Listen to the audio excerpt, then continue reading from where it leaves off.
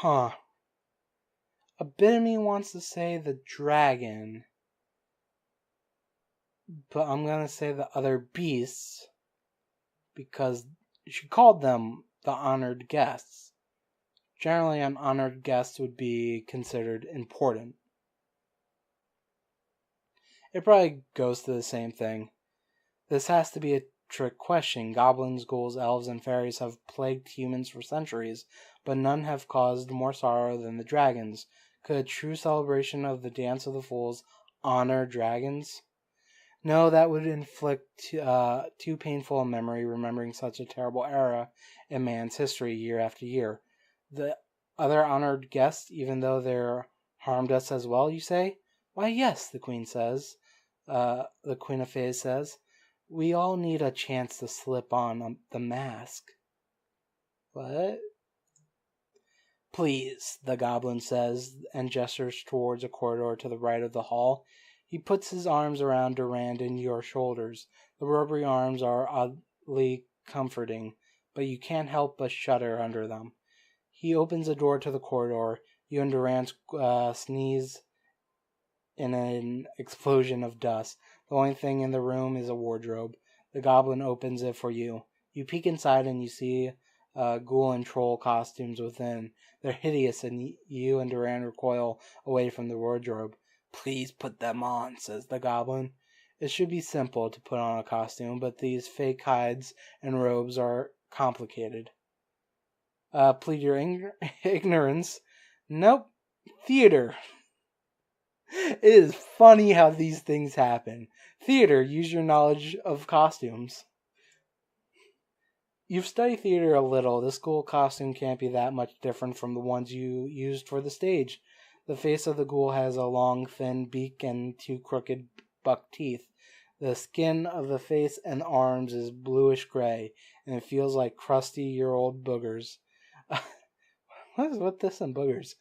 The robe is complicated, and it's just a matter of understanding all of the folds. The armholes don't seem that wide, and the fake arms have to fit in somehow. You can't put the arms on first, they won't fit through the holes. You slip into the robe. Durand helped me ease into these arms. You stuff your arms into the fake ones, and it feels like the ghoul skin is becoming your own. Ew. Durand disappears behind the troll mask. Your body sway back and forth like the dancer circling the hall upstairs. You feel yourself falling. Did you pass out? Can you know that you passed out if you did? You feel yourself falling head first. You're afraid you'll meet your tragic end when you land, but there's a sharp flare of blue light, and you and Durand find yourselves under the stage of a strange amphitheater. To your right and to your left, pushing at you and eager to rush the stage, are a group of goblins, ghouls, fairies, and trolls. You all peek through the slats at the stage above. You end up right in front. A tall, handsome man struts onto the stage with a chain in his hands. 5 prisoners are led by the neck, and they're forced on their knees while he puts a dragon skin on their head. Now, says the man with a thundering voice, let us remember that the beast lurks within all of us. If we shall let it out, we will be no better than the dragons. We shall return to our barbaric state, and our very civilization shall fall. Observe these fools, dear Minta, and keep this terrible sight in mind until our annual reunion. The trapdoor opens from above. There's more pushing and shoving from the beasts at your sides. You better make your way to the stage before you're trampled. Let's outrun everyone to the stage, because I know I can run. This mob of costume beasts is out for blood. You can feel their excitement breathing down your neck. If you don't make a mad run for it, you're going to get trampled. Just follow me, you tell Durand. You grab his hand as soon as the stairs hit the floor. You yank him and race up the stairs. When you reach the stage, you're not sure what happens. You cackle, throw your head back and laugh. You hop around with the other beasts. You kick the vile dragon. Enslave us again? Make us your eternal servants? Never. You punch and kick, gleeful that you're finally able to make a dragon suffer. What the fuck?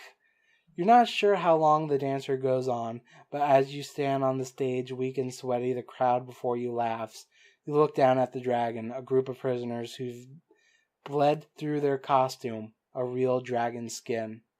What did you do? Why is everyone enjoying this? You look up at Duran in horror. You can see through his eye holes. He's just as bothered as you. You like to cry, but you're too exhausted. You look at the crowd along the horizon. There's a courtyard. It looks suspiciously like the one hidden off the Minton alley. But the stones of the archways are new and shine in the sunlight. A hunchback kicks at the prisoners. They struggle to their knees and they're led away on the chain. Before you can even contemplate what's happened here, you go falling again. So, did we just beat the shit out of a bunch of prisoners who were under some dragon skin? Wrapped around with the beast, you kick the vile dragon, slave us again, make us your eternal sufferers. Never. Huh. You punch and kick, gleeful that you're finally able to make a dragon suffer. I don't remember this. The falling ends in a burst of light and flickering torches. You and Duran witness an extravagant banquet standing just over the shoulder of a woman with a golden tiara. They're all in fine clothes and eating elaborate food, but no one seems to be enjoying it. What is this, you ask? Duran is excited. Not just excited for Duran, excited for a normal person. They look like they might be from the early empire. Look at those crests. Look at how they've roasted the chicken. It hasn't been prepared like this in hundreds of years. A duke in green robe, threaded in gold, reaches across the table and points at the woman they're standing behind. He energized and angry. This seems to spark a heated debate around the table. You love to know what's going on, but you can't hear the conversation.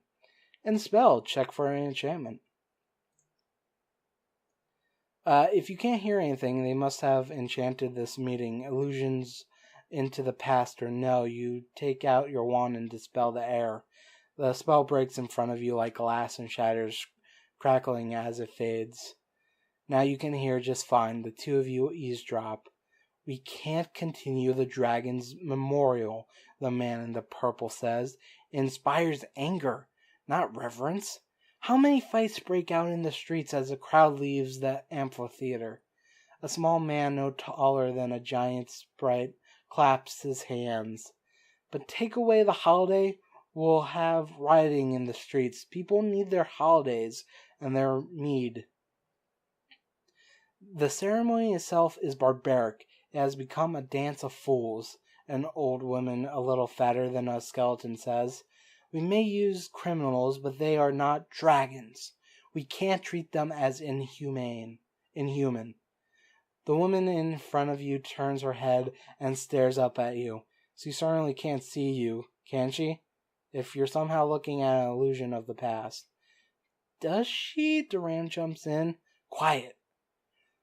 She turns back to the other guests. The people will certainly mourn the loss of their holiday. It must be replaced if we don't wish to incur their wrath. The dragon's memorial has lost its reverence. Perhaps we should give the people a new figure to celebrate. What about the great Nomia? With a focus on her bravery and fortitude, perhaps we can return Minta to civility and decency. And if the people want their fun, they shall have it. You and Duran exchanged looks. The Dance of Fools wasn't always the Dance of Fools. I can't wait to write a book about this, Duran says. Thank you for forcing me to come along. You can't wait to tell everyone of true history. But who's going to believe you? Fresh from your discovery of the Dance of Fools' origins, you hurtle through time and space again. You and Duran land in a heap. You open your eyes. You could swear this is the hall off of that hidden courtyard, the place where you saw all of those people in their grotesque costumes swaying around the dragon. But there's no one here. No one here but the Queen of Fays, who seems to have been waiting for you. And did you enjoy your trip behind the mask? Did you enjoy what you saw? You don't have to answer. She already knows. Even you have the ability to become an utter fool, to do the unthinkable, to let the monster out and let it trample anyone in its wake. The costume would not have accepted you if you were not ready to look through its eyes, she tells you. But have you really learned anything? She raises her mask and smiles at you. You and Duran gasp. She's much older now, but it's the woman you stood behind in the council meeting. With that, she disappears. You look for the door from whence you came, but it's gone too. How do we get out of here? Duran asks. Scream, somebody's bound to hear you. Nope. Revision spells. Find the door. Observation. What else has changed? Observation, of course. A lot about the room has changed, including the missing door and the celebrators. Is there anything else? You hop up from the floor and brush the dust from your robe. There certainly seems to be a lot more of that now, and you don't remember all of those cobwebs either. They carpet everything. Duran spits them out of his mouth. In the corner of the hall, the cobwebs form a thick X as they crisscross over each other. You pull them apart and find a couple of ancient pillars that have fallen across the doorway. There's a space between the pillars that's just large enough for you to crawl through. You stick your head through the hole. The air is musty and stinks strongly of fetid water and mildew. You look back at Durand. Shall we? In the room beyond the pillars, water runs down the moldy walls. It drips from the ceiling onto the monolithism. For a moment, you and Durand stand in the awe of the sculpture. It's made of the same stone as the archways, the courtyard, and the amphitheater. Durand reaches a shaky hand towards the plaque on the side of the tomb. He brushes off the cobwebs and mud. It's an ancient Illumian. The Queen of Fays, the fool who ended the cruel dance, lies here for all eternity. Due to her insight and humanity, we no longer embrace our inner beast, but the fortitude and bravery of the graceful Numia. Neither you or Durand say anything for a moment. She's one of Minta's first council members under the early empire, right? You ask. Yes, their resting place has been lost to history, except for now. We have to tell everybody about our find. But how can you reveal the tomb without damaging the site? So we can either use character study, respect the Queen's rest, or archaeology, find the tomb's original exit. We're going to use character study, respect the Queen's rest. The Queen of Fays didn't want human suffering to be a spectacle. Perhaps her final resting place should not be a spectacle either. You know, Durand, I don't think she wants any acclaim. Her ghost could have let anyone know what she did by now. Durand stared at you wide-eyed. You can tell he's thinking over a rebuttal, but his face falls and looks away from you. Yeah, I guess you're right. As soon as you make your decision, your fingers tingle like they're falling asleep. The sensation crawls up your arm, down your legs until your back straightens and your shoulder broadens. You now know what the Queen of Fays meant, and she expects you to protect the true celebration of the Dance of Fools.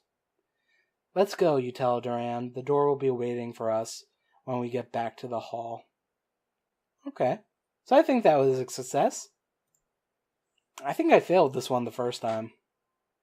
You have been reprimanded for trespassing. That's bad. Let's figure out what happened. We probably got caught at the Library of Longshade. Yeah, trespassing is probably the Longshade.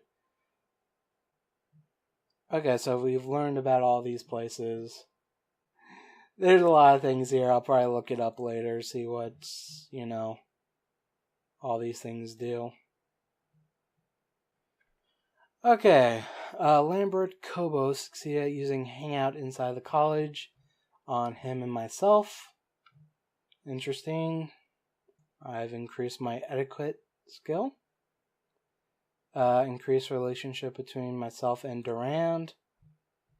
Interesting. I have increased my oratory. You have increased your incantation methods. You have increased your sleuthing. This is the good thing about adventures and succeeding at adventures. You get so much stuff.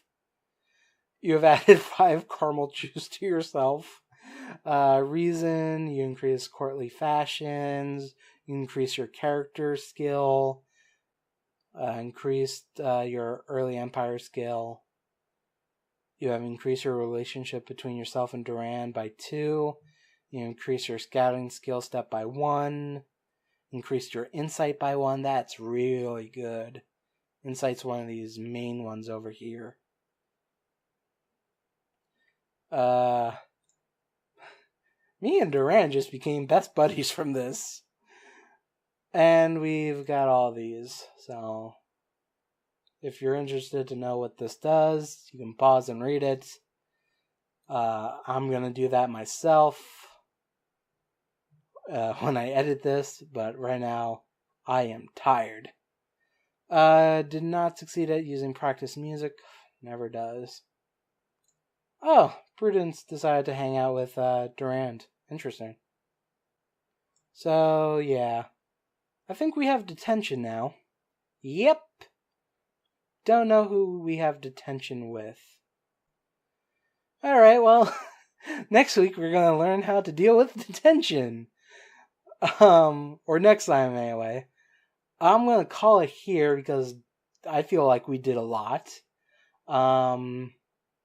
Yeah, and I still need to focus on a few of these skills here. Let me just check one thing.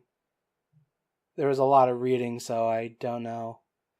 Okay, I need to get memorization up one more time, and then we have to focus on explore, befriend, and we should be good for the adventure. So probably next time we'll continue with the tutorial adventure with Owen and the talking trees.